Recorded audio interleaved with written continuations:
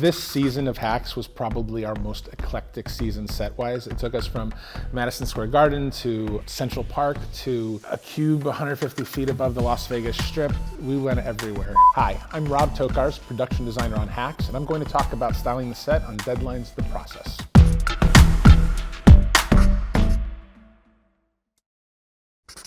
Coming into the last season of Hacks, we were really trying to cement the idea of legacy, both Deborah Vance's legacy and the legacy that Ava was going to be establishing in her new show that she starts in their finale. So really what it was is looking back on her career and then looking back on how she wanted to rewrite her ending.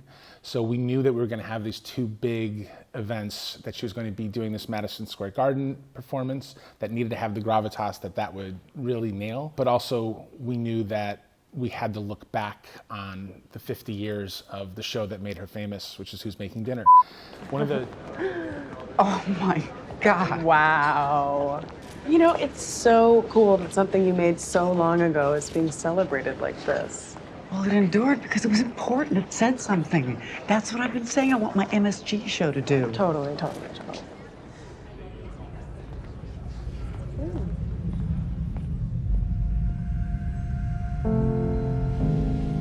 The oven line, that was so good. You like it? Yeah, you wrote it too, right? Did I write that one? You know you did. Oh, yeah, I did. Okay. Check out this hottie. In this scene, Deborah and Ava are arriving at the Who's Making Dinner retrospective and starting to take it all in. In this space in particular had a lot more artifacts and less parties. This was more of the museum space.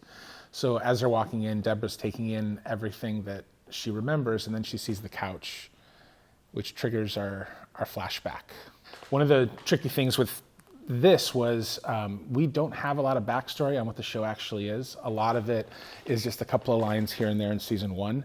So as the art department, what we had to do is we had to create not just the amount of material that you'd need to fill out an event like this, but also there's a reason somebody would do this show 50 years later to put everything together. This show had to be important. Luckily enough, I had grown up on Nick at Night, so I got to see a lot of these sitcoms growing up, and so I had that in the back of my mind. What we did is we built the set because we knew we were going to have the scene that plays later in the episode. And I convinced our producers to let me kind of amortize the set over and over again, because what we did then is we built out a backstage and a camera alley and audience seating and tried to make it all feel correct in period, and spent 2 days shooting background on it.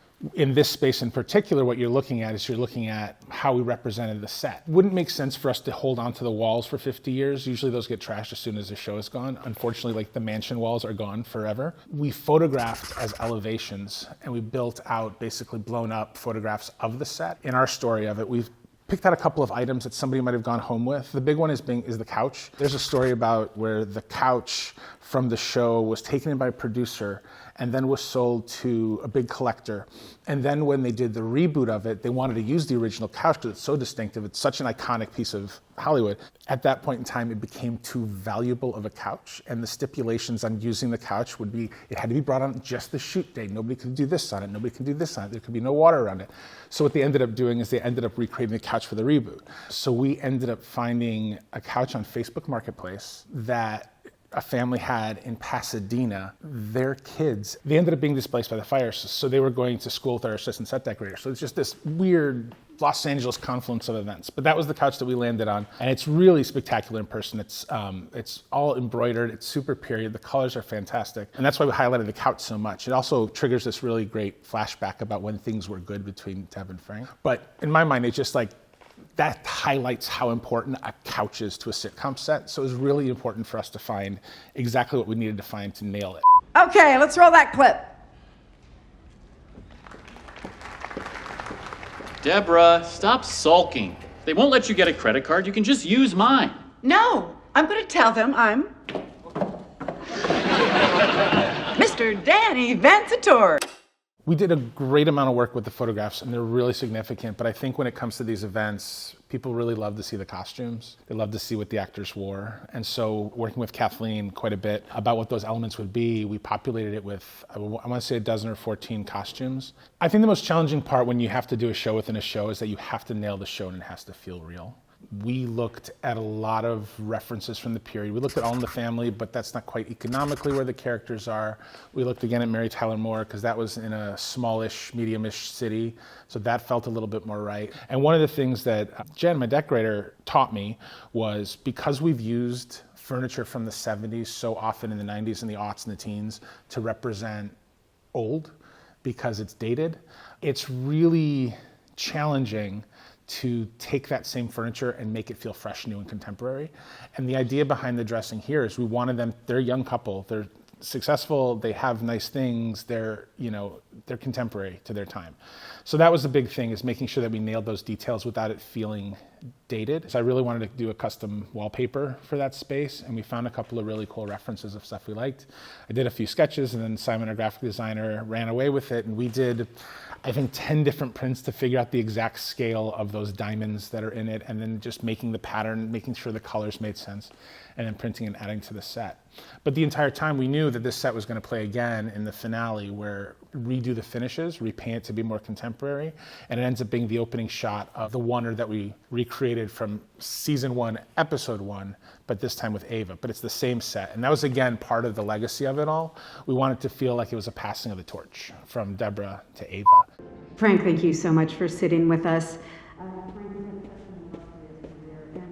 In this clip, what we see is Deb has walked off after giving her unfortunate speech, and she's walking backstage, and the show has transitioned into a never before aired interview of Frank, where he essentially admits that she was the funny one. She was always the funny one. She was what made the show funny.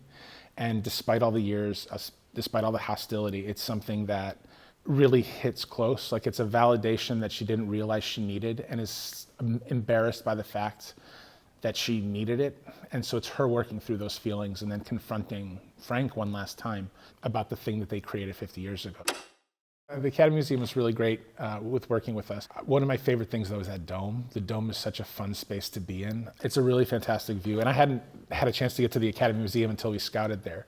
But when we did the actual event there, basically we wanted contemporary lines in the furniture, but vintage colors. So Jen again found these fantastic couches, these great chairs, a really fun bar, and just having that blend the period of it with the contemporary of it. Thanks for watching the process. Who's Making Dinner was a really fun episode because we got to land on such a nice historical moment in our story.